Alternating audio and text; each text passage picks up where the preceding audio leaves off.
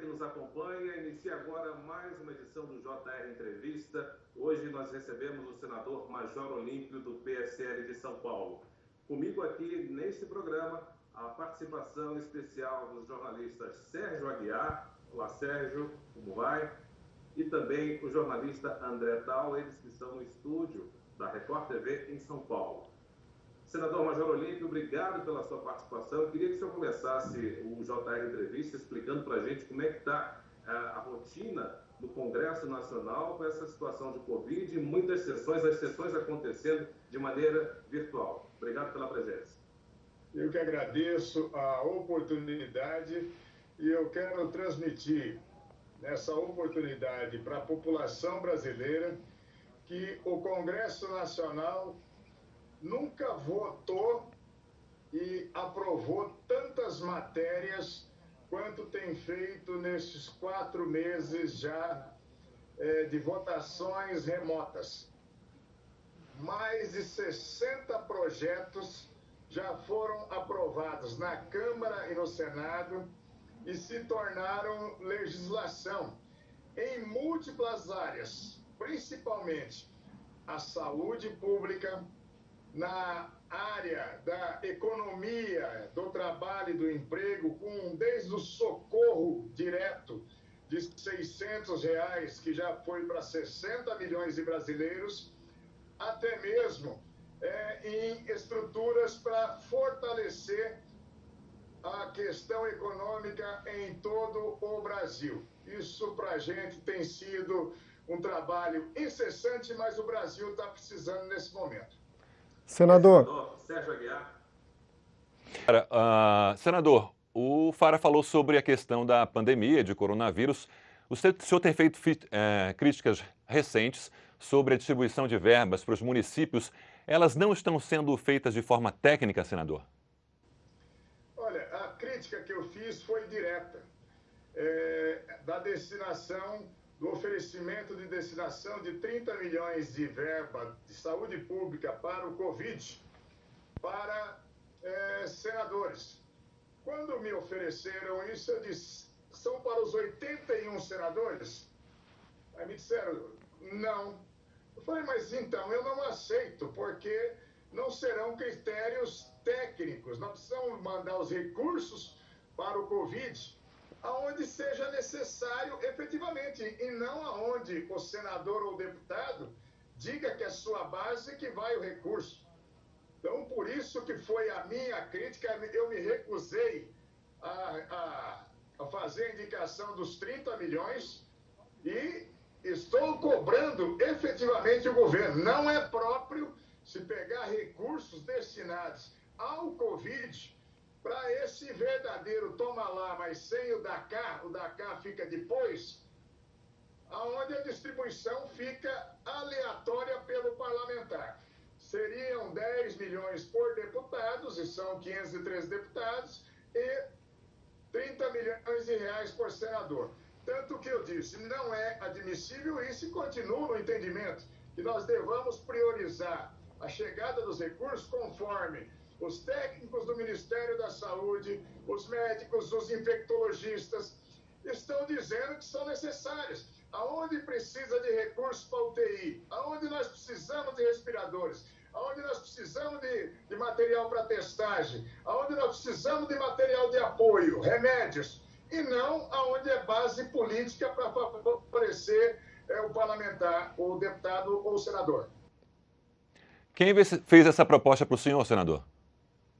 Foi através de um enviado do próprio governo, que eu vou me abster aqui, senão vão punir o mensageiro e não a carta, mas inúmeros, ou talvez a maioria dos senadores foram já contemplados com isso, porque já foram pagas essas emendas. Era para fazer em 30 dias, me mandaram a planilha para isso, e a planilha eu simplesmente não a preenchi, disse não vou fazer isso, e estou dizendo que é absolutamente impróprio se utilizar um critério político para distribuição de recursos.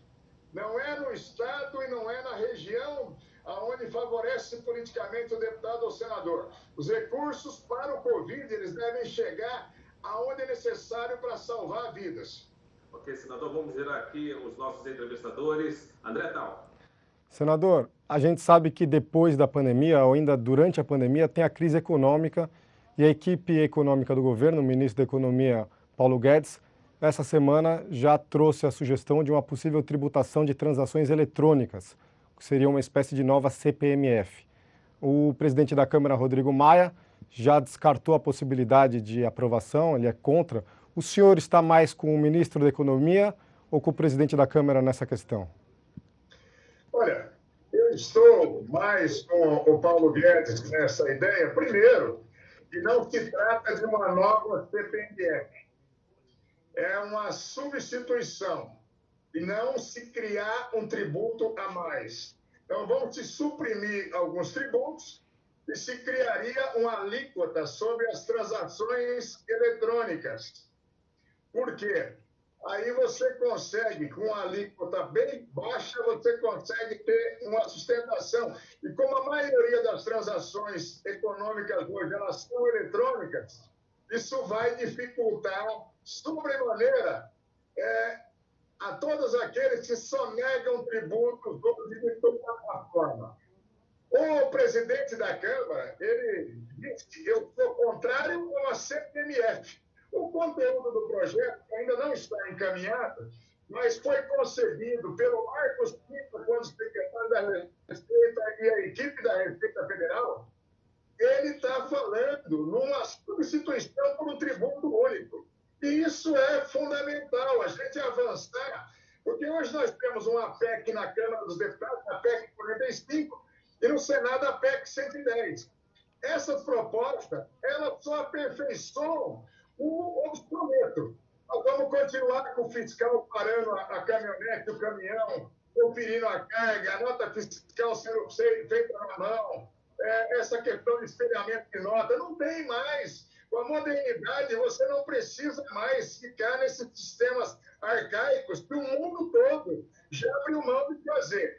Então, seria importante que o presidente da Câmara, ao invés de dizer eu sou contra, ele conhecesse primeiro o projeto para depois ele emitir um juízo de valor. O Paulo Guedes ainda vai entregar a proposta na terça-feira. O Maia já disse, eu não vi, mas não gostei. Como é que é isso? Agora, senador, em todas as outras experiências que nós vimos aqui de tentativa de mudança de forma de taxação, de imposto, houve uma discussão enorme, várias opiniões distintas entre os governadores, entre os deputados de outros estados. É possível chegar a um consenso sobre essa nova forma de tributo, essa forma de equilibrar o gasto do governo depois da pandemia? Olha, vai ser preciso muita boa vontade e paciência. Hoje, para a população entender, nós temos duas propostas. Uma do Senado e uma proposta da Câmara.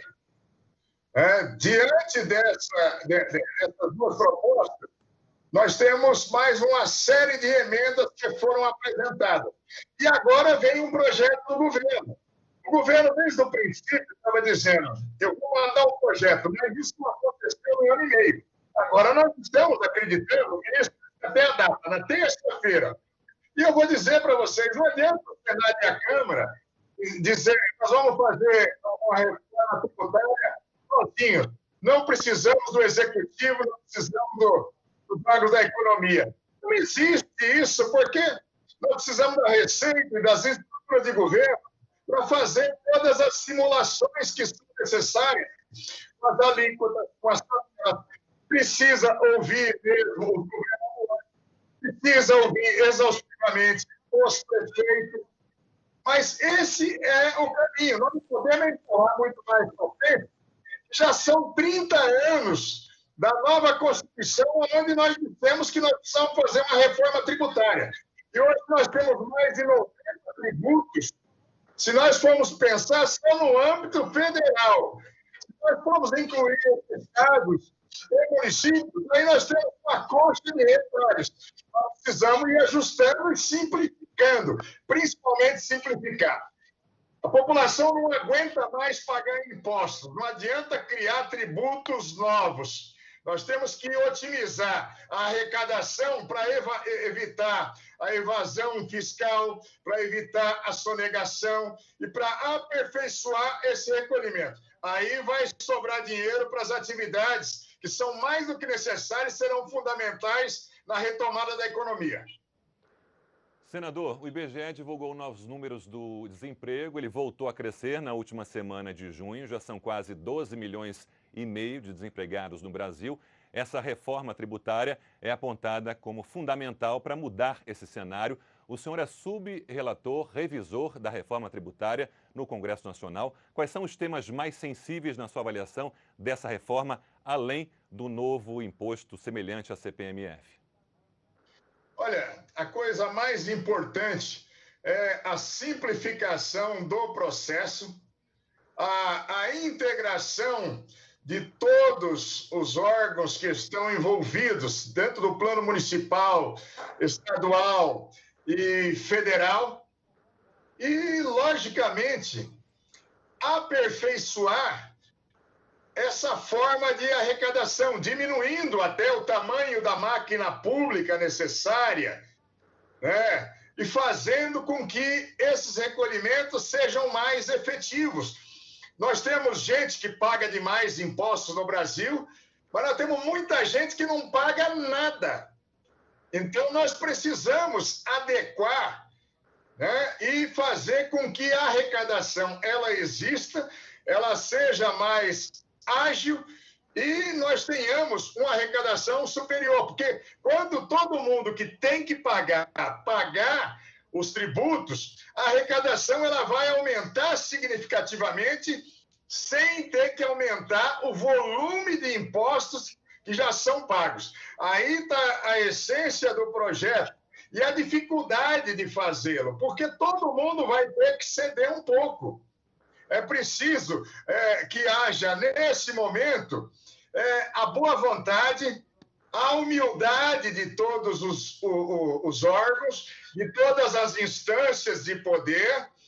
É preciso que os municípios tenham a certeza que vão ter assegurados os recursos necessários e até muito mais do que simplesmente o ISS, o IPTU, e parcela do IPVA.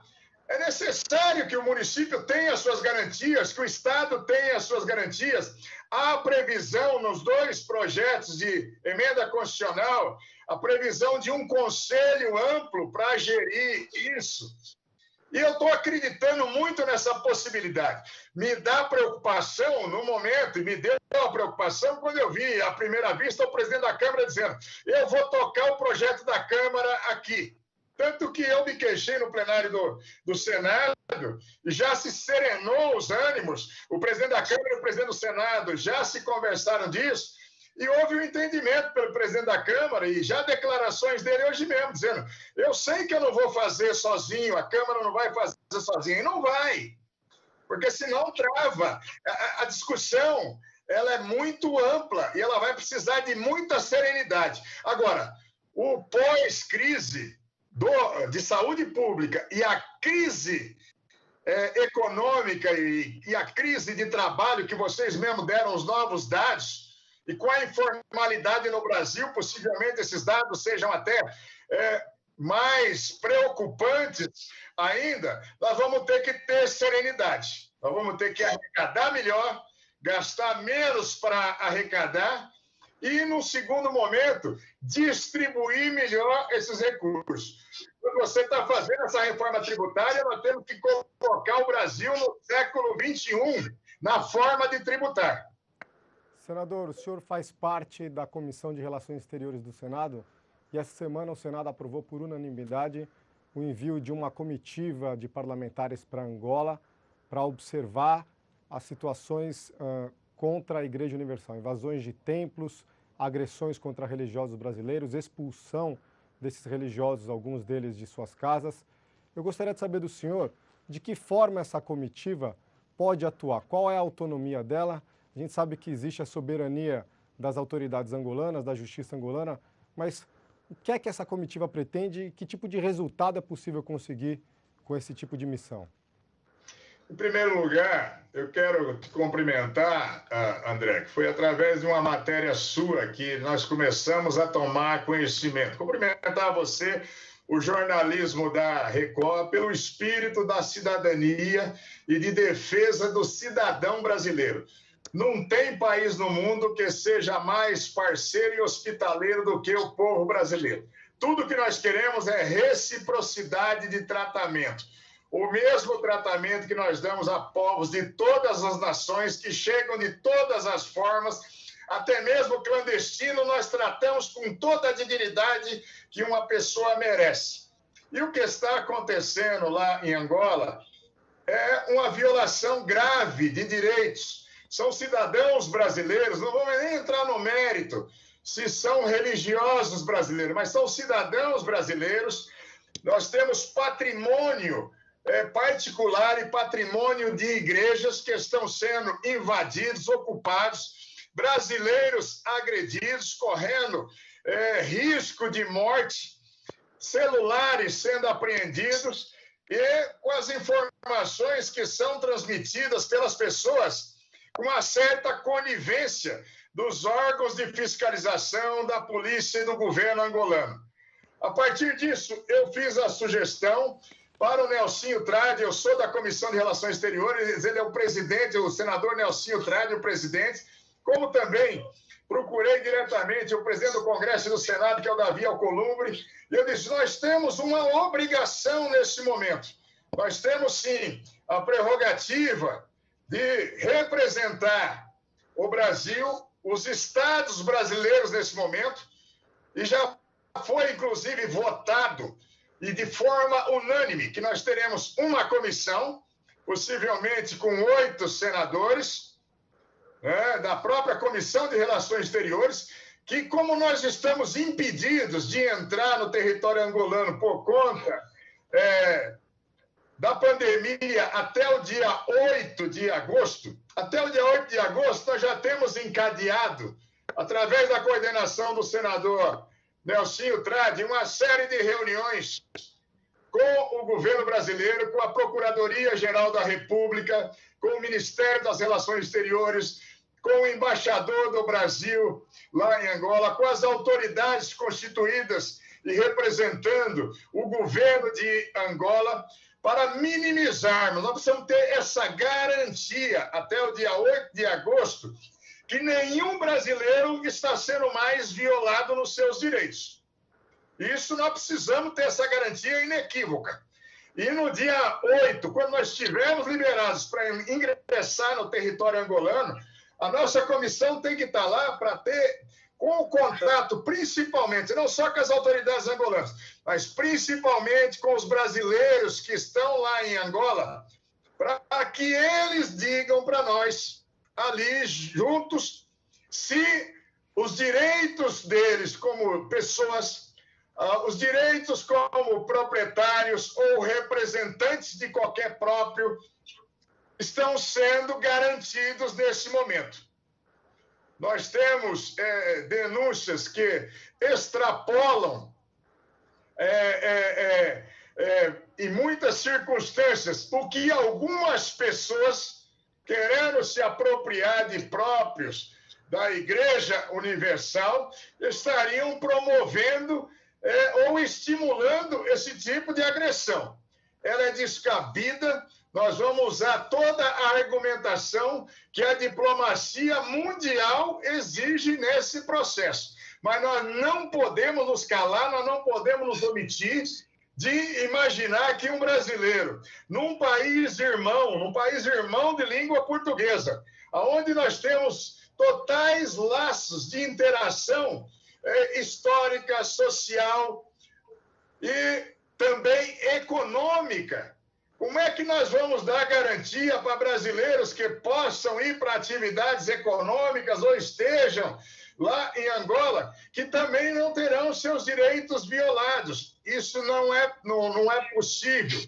E eu tenho certeza absoluta que nós não vamos para pressão, nós vamos para lembrar as autoridades angolanas, e eu tenho certeza que a nossa presença ela vai fazer com que essas autoridades constituídas tomem as providências, investiguem e punam todos aqueles que estão violando direitos de brasileiros, estão violando a propriedade de igrejas. Nós temos toda a legislação internacional do nosso lado nesse momento.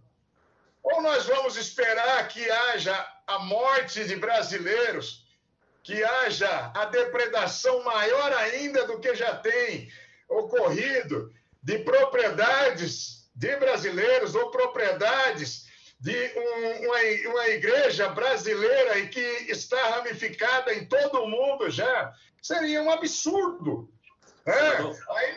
Aí estão sendo violados inúmeros direitos e compete à Comissão de Relações Exteriores do Senado. É a nossa obrigação, nós já tivemos o aval de todos os senadores, agora, simplesmente, a partir da segunda-feira, começam a ter essas reuniões remotas, em que nós teremos agilizado já todos os procedimentos. Mas como você mesmo mostrou, André, desde a primeira matéria, nós já temos algumas semanas onde vem se desencadeando uma série de violações. Nós vamos dar essa acelerada agora para que o governo angolano tome as providências, mas eu tenho certeza que isso vai se concretizar com a nossa presença lá e dizendo: nós somos brasileiros, representamos aqui o Senado brasileiro e nós queremos cobrar do governo irmão o mesmo tratamento que nós damos aos angolanos do Brasil. Ok, senador, lembramos que o JR Entrevista pode ser acompanhado pela Record News às 10h30 da noite, também no portal R7, no Play Plus, no Jornal da Record e no JR 24 horas à meia-noite e meia. Vamos para um pequeno intervalo e voltamos em instantes com o senador Major Olímpio. JR Entrevista volta já já. JR Entrevista já está de volta. Hoje conversamos com o senador Major Olímpio do PSL de São Paulo. Senador, o presidente da Câmara, Rodrigo Maia, já deu declarações, assim como o ministro da Economia, Paulo Guedes, sobre a possibilidade do Congresso discutir a reforma tributária ainda esse ano, nesse semestre, tão logo minorize aí os efeitos da pandemia. O senhor acredita que é possível? É possível, mas pouco provável. Até 17 de agosto, não teremos sessões presenciais do Congresso. E nós já estávamos com a comissão mista de senadores e deputados discutindo reforma tributária. E teve que paralisar tudo isso esse período.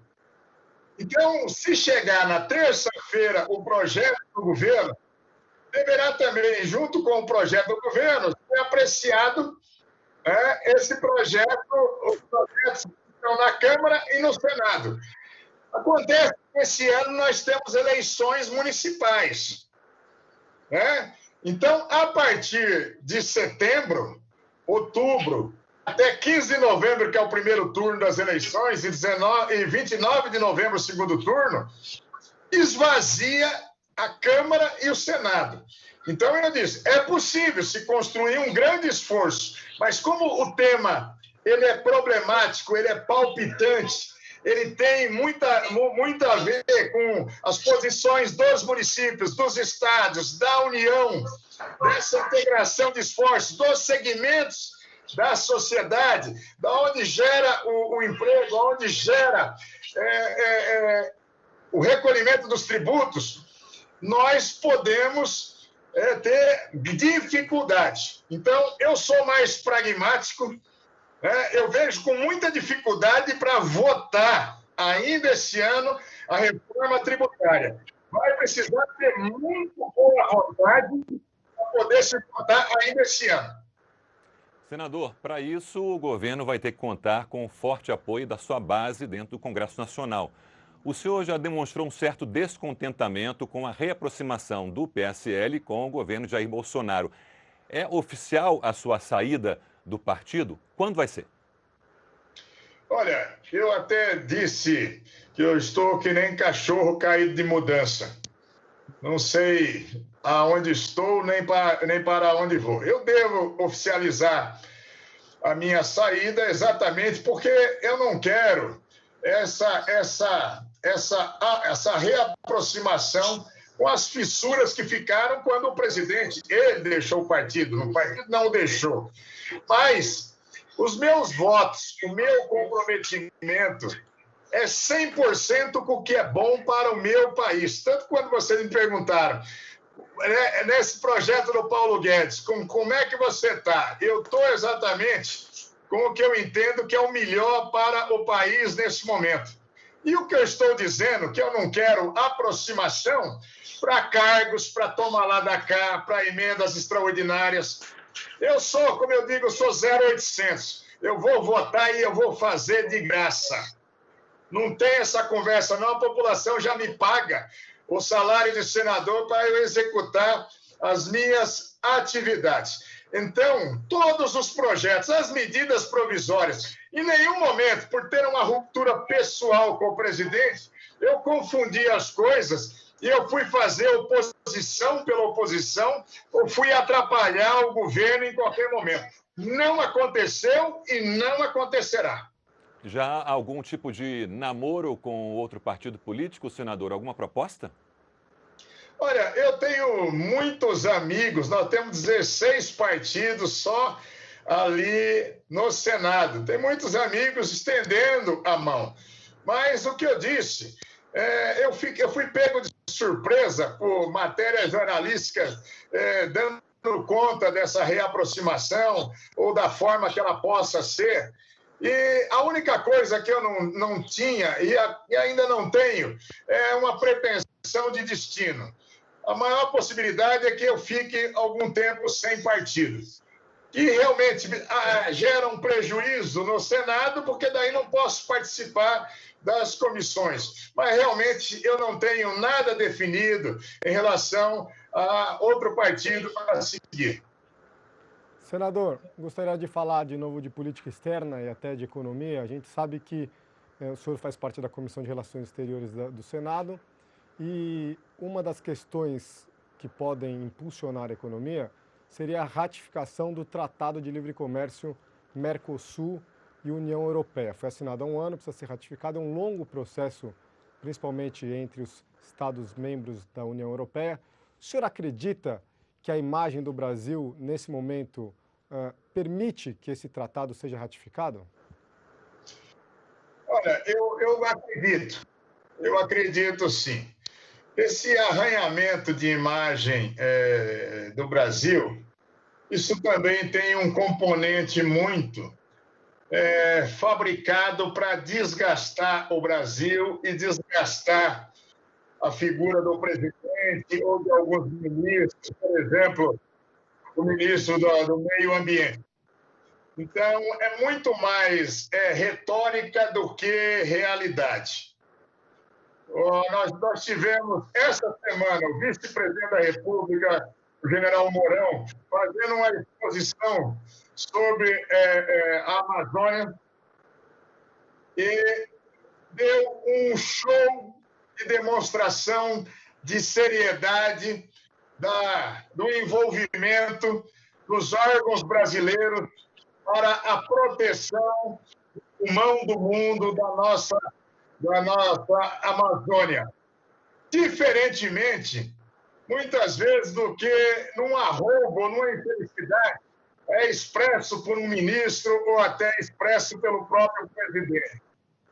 E eu tenho certeza, o Brasil é um grande parceiro para o mundo, de todas as formas.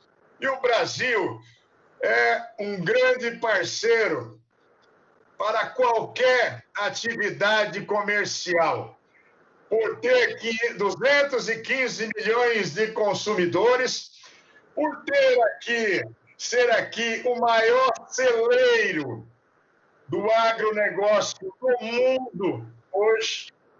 Então, a União Europeia, muito embora alguns países hoje tenham manifestações de contrariedade em relação à política de meio ambiente, principalmente, eu repito para você, é mais falação do que realidade. Incêndios, garimpos clandestinos, desmatamento e ocupação desordenada, nós sempre tivemos no nosso país. E a intensidade não é maior. Eu quero dizer a vocês que o Brasil hoje tem 66% da sua área preservada. Nós somos proporcionalmente o país campeão do mundo em preservação ambiental. A minha ruptura com o presidente, não posso ser injusto de não dizer exatamente a verdade que está estampada. Se o presidente, se o ministro do Meio Ambiente tirarem um pouco do amargor da fala quando falam em meio ambiente, parecendo que estão afrontando o mundo, ou querendo condicionar, dizendo, como eu quero favorecer o agronegócio, eu não posso preservar o meio ambiente. Uma coisa não tem nada a ver com a outra. Aliás, todas as pessoas envolvidas na agricultura, na pecuária, mesmo na agricultura familiar, querem a preservação do meio ambiente a qualquer custo. Senador. Uma coisa não anula a outra. A gente vai... Deus, que o general Mourão, como ele ele recebeu uma determinação do presidente para fazer toda essa coordenação, justamente por esses ruídos de comunicação, nas manifestações do ministro, nas dele próprio como presidente, que acabou se antagonizando com a comunidade mundial. Senador, eu preciso fazer um intervalo um instantinho, a gente volta daqui a pouquinho. Investem no nosso meio ambiente na Amazônia, como a Holanda e a Alemanha, que ficaram em determinado momento refratárias a isso. O general Mourão já os procurou e disse, opa, nós temos todo o interesse do mundo em preservar o meio ambiente, em fazer um crescimento econômico sustentável para valer. Nós temos todo o interesse no mundo e precisamos de ajuda. Nós precisamos dessa ajuda para enfrentar todos os criminosos que atentam contra o meio ambiente no Brasil. Senador, eu preciso fazer um intervalo, a gente volta daqui a pouquinho falando sobre mais temas de interesse nacional. O JR Entrevista volta em instantes com o senador Major Olímpio, do PSL de São Paulo. Até já. JR Entrevista está de volta conversando com o senador Major Olímpio, do PSL de São Paulo. Senador, o senhor é oriundo de uma força de segurança pública, e nós temos acompanhado constantemente vídeos, denúncias de agressões de policiais militares a cidadãos. Como é que o senhor avalia esse momento da polícia e esse comportamento? Olha, em primeiro lugar, o número de gravações, eles passaram a ocorrer a partir da chegada da tecnologia disponível à população. Hoje todo mundo tem um celular. Então, hoje, ações que são onde há o excesso praticado pela força policial ou por determinado integrante de uma força policial, é possível que se dê conhecimento público disso. Logicamente, as polícias, no caso das agressões que têm sido feitas ou mostradas, têm sido mais por policiais militares.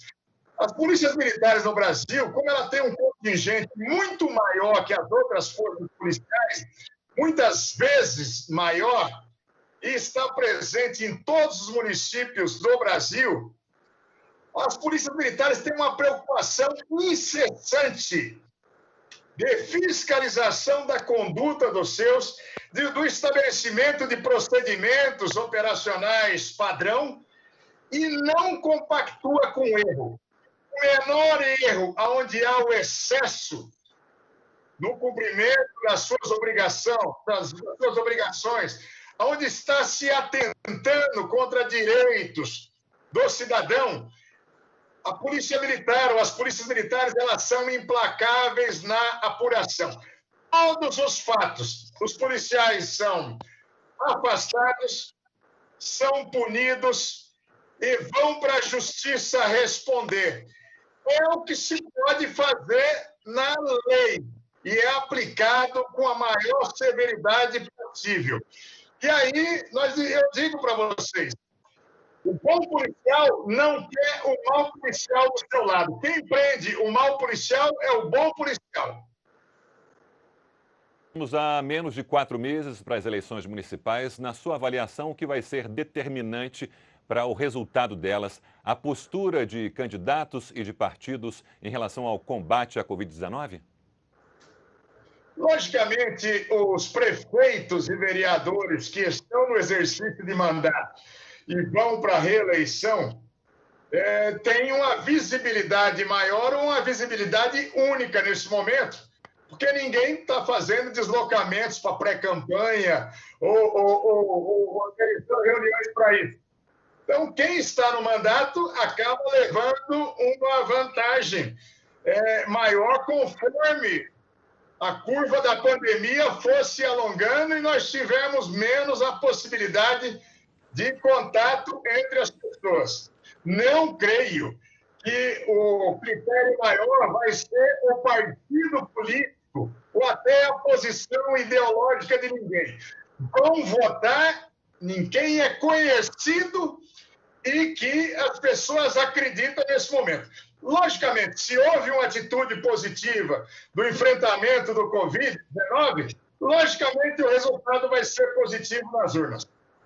Senador, o senhor pessoalmente é favorável nesse momento à abertura do país cada vez maior, mesmo diante do alto índice de mortes e casos ainda registrados? Nós tivemos um grande equívoco no início da pandemia, quando tinha que ter sido fechado e diminuído, se promovendo até os chamados lockdowns. Não aconteceu isso. Como em São Paulo, que o governador estimulou 15 milhões de pessoas a irem para as ruas no carnaval, e 8 dias depois começava a morrer gente aqui, provocando toda essa tragédia. Mas, de forma responsável, nós temos que promover essa abertura do país, porque nós estamos nos aproximando do colapso econômico, da miséria e da fome.